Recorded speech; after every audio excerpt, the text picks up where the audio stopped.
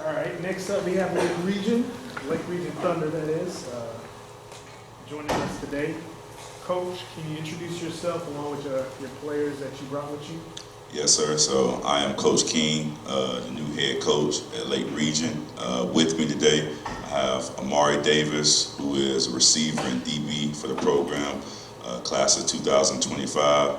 I have Jermaine May, who is also a receiver and DB, who is the class of 2026. I have Israel, who is an athlete for our program, who is the class of 2025.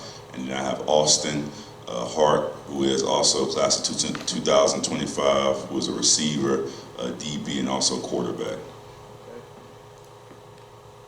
Coach, you decided to bring these specific players with you today to represent the program. If you can, talk briefly about each one for our audience, what they bring to your program from a character and athletic standpoint, and what college coaches can expect to see out of each one if they stop by and visit practice this spring. So first, I would just like to commend these guys on their dedication to the program since I got hired. As far as like workouts or the communication piece with me, I feel like that has been top of the line from each of these guys. Not only that, but from the standpoint of grades, discipline, as far as in the school, not receiving referrals, that has been tremendous. And then the workouts as well, of just being at the workouts or communicating to me, the circumstances of maybe why they can't be there, but just that communication piece from all of these guys has been tremendous. And that right there is the main reason why, as a group, collective group, I chose these guys to come. Now, each individual, Amari, he's a guy who from day one basically communicated to me and was just like, "Hey, coach, I want to work. Like, are you gonna pick leaders off of guys who are showing up and who are gonna be here, or how's it gonna be?" So like that communication piece and that standard or expectation aligned with mine. So that made a big impression on me. Jermaine is a guy that hasn't missed any workouts. Has a tremendously high GPA, good character kid, doesn't get in any trouble in school. So that was one of the big reasons why he's here. Israel, hard worker, who was also on our weightlifting team, would actually come to workouts when I told the weightlifting guys who were on the weightlifting team they didn't even have to come to the workouts whenever we had districts. He chose to come to the workouts, work out at the workouts, and then still go to the weightlifting meet that week. Hasn't really missed at all, and has been a great leader in the workroom by his work ethic, and then by the message that he's been perceiving to the other kids. And then Austin, from his leadership standpoint of just communicating with me, but then also communicating with other kids around the school, trying to get guys out to play. With his respectfulness, when we went to the elementary school, he did a tremendous job with the kids, and the kids loved him, and the teachers loved his leadership. So that was one of the huge reasons why he's here, and then also he has a great GPA as well. Okay. If I recall on the form that you submitted, all these players are playing on both sides of the ball, correct? Yes, sir. Okay. So this question is for all those players. Having to play multiple roles for your team, and understanding the difficulty of having to do that, the wear and tear it can put on your bodies. What work have you put in this off season in preparation for, possibly having to do it again?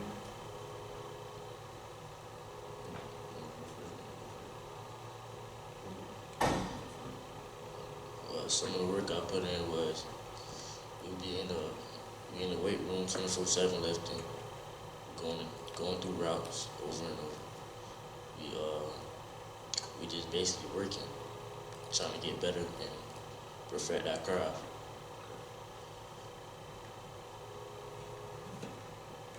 So what we usually do, like Maury said, we always work on routes, do our thing. Well, we knew what just come with, We we always stick together, know what we doing. Coach give assignment, we do it. We listen to what he say, and that's what come with discipline. Extra work that I have put in for me to know, I have done, put in extra work. I go to practice, work out, and then outside of that, I'll go run, go to the gym with my brothers. He also play ball at the higher level, so I have him, hover over me, be my shadow, and stuff like that. Consistency, showing up every day, doing what you need to do multiple times, and then off the field doing stuff on your own, like apart from what coach is having us do, doing things on your own, working out, running, perfecting your craft. Coach, you've been on campus for, I want to say, a couple years now, right? Yes, sir. But this will be your first year leading the football program. What is your vision of where you think you can lead Lake Region football, and what steps have you taken so far since you've gotten the job to start heading in that direction? So the biggest thing when I got the job, first going back, when I first came, the last 2 years has been really good for me to just see kind of like where we're at as far as the kids go, the landscape of the program and the school. So, I've already had a connection with Mrs. King, the principal, and kind of know from being at Fort Meade, how, and speaking with Jamel, even when Jamel brought me in there, and even when I went to Sebring, I stayed constantly in contact with Jamel because we're on campus together, just kind of like getting the idea of like how Miss King wants a program to run while she was there with Jamel. So upon getting the job, I knew right off the bat, and this is just, from even being in Sebring with Coach Scott, the discipline was huge with me. Not necessarily just discipline as far as in the classroom, but just also discipline within the program, within practice, within workouts, working on the small things. So like even with them, when we would be in the weight room, for an example, we would put them in groups of 3 or 4. And within those groups of 3 or 4, we would require those guys to work in their groups, communicate in their groups, stay in those groups, be teammates in those groups in the communication piece. We would get onto them for venturing off to other groups, and we try to get them to understand that discipline is going to carry over into the field and then also the weight room. So like with taking over this program, even though they went, 500 the last 2 years, which has been good, I told them and stressed to them, now let's take it to a whole nother level that we can start competing with the Winter Havens and the Arbondales and the Bartows, and get to the point of like a Lake Wells, or get to the point of where we was when I was in Sebring. But with that being said, it's going to take, doing those little things right and building on those little things, So I think now we're kind of inching towards that. We still got a lot of work to go, but I think we're kind of getting to that point. And my main focus and all my focus really and truly has been on player development in this first half. So I from just, being with Coach Scott, being with Coach Jamel, seeing other coaches, just hearing them talk. When you're taking over a program that has a lot of stuff that is going to need to be rebuilt or going to need to be built up, to not get overwhelmed, you got to piece it out. And it's not going to be an overnight thing. It's not going to be a 1-year thing. It's going to be a piece. So my emphasis has been on player development, and then not only player development, but trying to get them guys in a position recruitment-wise, especially for the seniors, that they can try to take that next transition. So that's kind of been my main focus right now. And then once we get that established, then we can go to a next phase or another part. So it's interesting that you brought up the recruiting piece. Your spring game opponent is Bartow High School, correct? So you're going up against a program, just had a big signing class. We've got some underclassmen who are returning that have some Division I offers. Why did you choose specifically that opponent for the spring, and what do you hope to learn about your team following that game?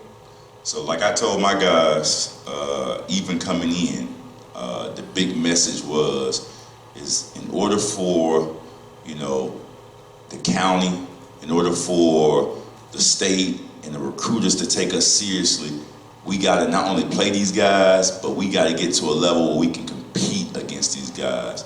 because that's the only way, you know, when a scout watches your film, or if a scout is at one of those games, they can be like, oh, who is this kid on Lake Region?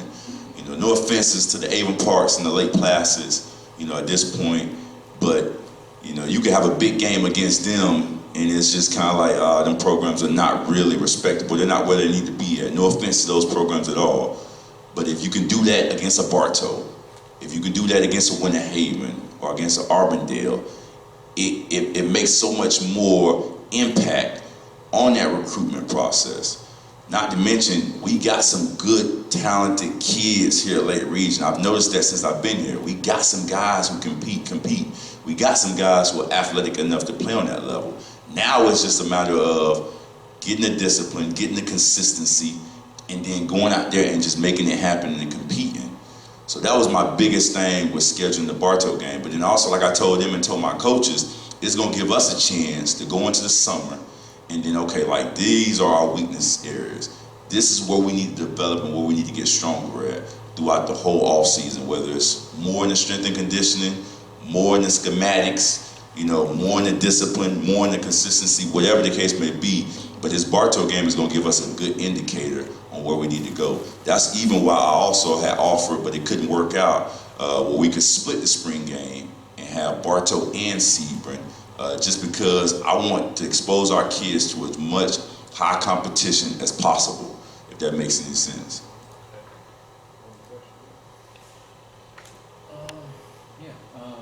Coach Andy Gilmore from SBL Sports. Just heading into your first year, you were hired back January 19th. Just looking over Bill Kempa wrote. He's over at Lake Region with you. Just kind of, what's your thoughts on kind of landscape of high school football? Just you taking the job, kind of seeing everything that's evolving right now with the league. Just what's your thoughts on kind of current state of Florida?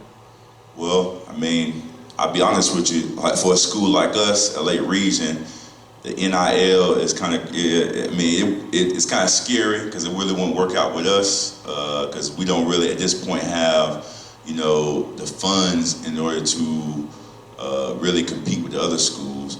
But I always try to bring myself back to the point of, you know, my mom and dad raised me this way. I remember one time when I was a young boy, you know, and I finally started to realize that there was a difference financially with me and my friends. And I went to my mom and was like, hey mom, why don't, you know, I have what such and such has? And my mom, you know, said, okay, hold that thought. Went and got my dad, and they both had a conversation with me. And I'll never forget, they told me that in life, you can't really worry too much about what other people got, but make the best of what you got. And just work and work and work and be grateful for what you do have. So like I tell these guys, at the end of the day, you know, even with Polk County and the transfer things, me personally, yes, I want all my kids to stay at Lake Region. I want all the kids to stay here and be in this program. But at the end of the day, whatever kids we got, I'm gonna develop and I'm gonna work with them. And if a kid decides to leave or go somewhere else and that's in their best interest, at the end of the day, whatever's best for the kid is what matters. You know, that's why I got into the business. Now, like I said, I want all kids to stay here. I want all kids to be a part of our program. Any kids come in, whatever the case may be. But at the end of the day, whoever I got here, I'm gonna work with them. And I'm gonna give my best. So that's kind of my general idea on just NIL, transfers, you know, everything that's going on. I just try to look at, okay, who's here? Who can I work with? Who can I develop? And let's get them ready, you know, and still love the kids, regardless if they leave, come, stay, whatever the case may be. I think you kind of bridged me into the next question. I asked some of the previous head coaches about some comments that, you know, made out there in social media about kind of the perception of Polk County kids only staying, you know, like a year at a college and then they go wherever. You played collegiately, Hall of Famer at West Virginia State. Just that kind of perception about Polk County kids and playing in college and leaving so soon, do you feel like that's really unfair? So I would say this, and I mean, I would say this. I think it's more so of the fit of the school matters way more than anything. And I think that some of the kids have let too many outside voices get into their thought process of where they need to go. And then with that being said, once they get there, there's been so much hype built up. See, my biggest thing is I actually blame, or not blame, but I actually put more accountability on these ranking sites who rank these kids as 4, 5 stars, 3 stars. And all they do is constantly tell these kids and write these reports of kids, he can do this, he can do that, he can do this. And with our generation now of kids, the influences are so powerful that almost like I tell them with the music you listen to, for example, you listen to this music every day, all day, every day. So what happens is you start to meditate on it. You start to allow that music to become who you are.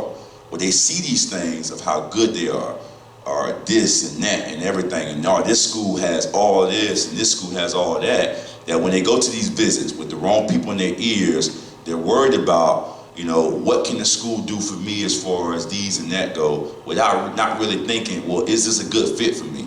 Well, if I know, for instance, that I may not be the hardest of workers, if I know that, okay, I don't really like to go far from home, well then maybe I need to go to a smaller school that's still probably the Division I school, that maybe, hey, my talent will be so much better than everybody else that I maybe can slack a little bit, but then it still will feel like a good fit for me, if that makes any sense. Not to say that you want somebody to slack, but I think the fit, I think having the right people in your ears and be like, okay, like, self-evaluate, hey, listen, I'm gonna be honest with you. Like, you're not the hardest of workers. Now, you're very talented, but like, know if you go to Georgia, you know, they're recruiting 5 stars every year, or recruiting 4 stars, or recruiting 3-star guys that are hungry. So if you go there and you don't work, somebody's probably gonna come in and take your spot, and you're gonna get behind the depth chart, and now you're discouraged because, wait, I was a 5-star. You know, this guy came to my house, came to my mama, and told me all these things. So I think the wrong people in their ears is a big part of it. You know what I'm saying? And the fit, it's just the fit.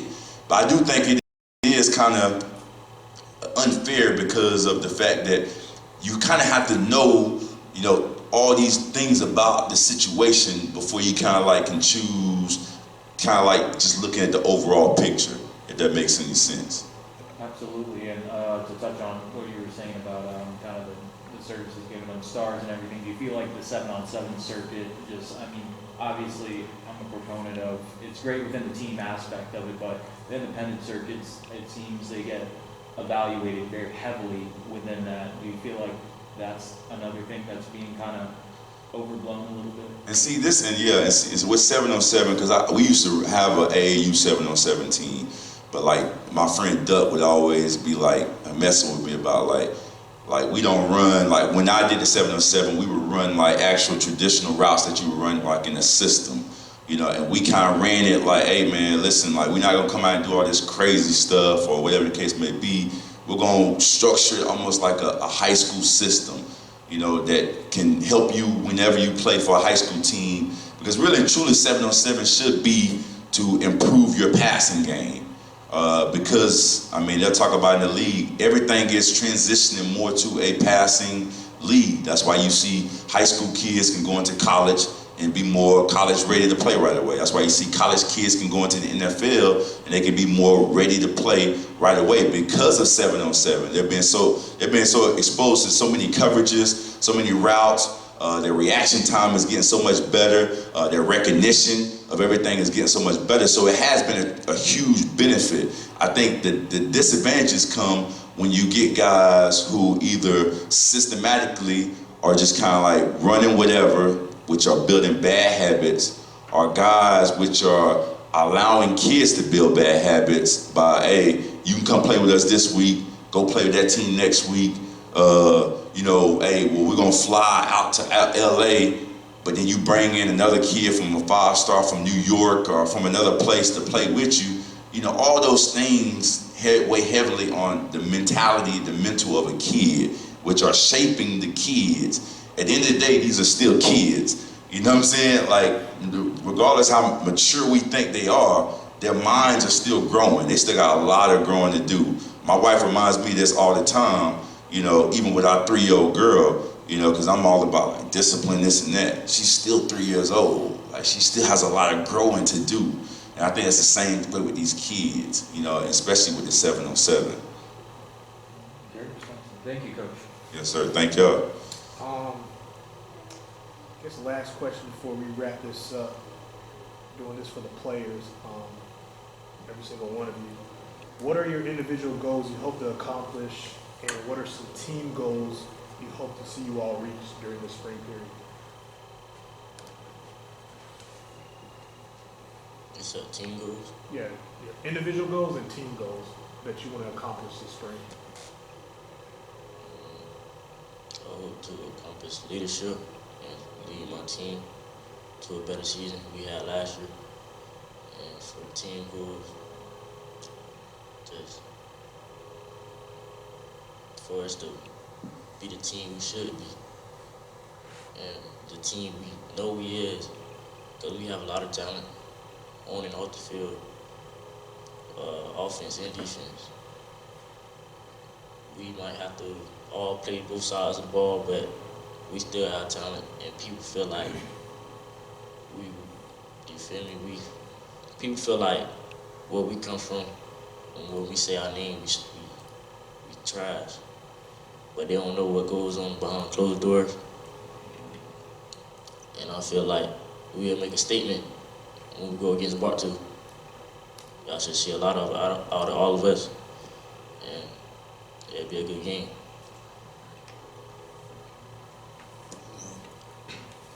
My individual goals, since a kid, I've been wanting to go D1. I've been trying since Little League, going on TikTok, seeing all these kids getting offers and stuff, and I want to be just like them. Now, team goals, as Mario was saying, every time you think of Lake Region, you think of their football team being trash. But to be honest, like this year, next year, even while our coach King, he's the coach, I just want to see the program turn around, put respect on our name. My individual goal is, get better, see me grow, and, I want to see everybody else grow. And as a team, what I want to see the team do, come together, be like thankful that, we're trying to put forward building a better program for the future and for the up and coming kids, freshmen, middle schoolers, whoever's coming into Lake Region to play football. They see what we're trying to do. Like piggyback off of what Barney said, playing Bartow. The school I transferred from, come Lake Region to play.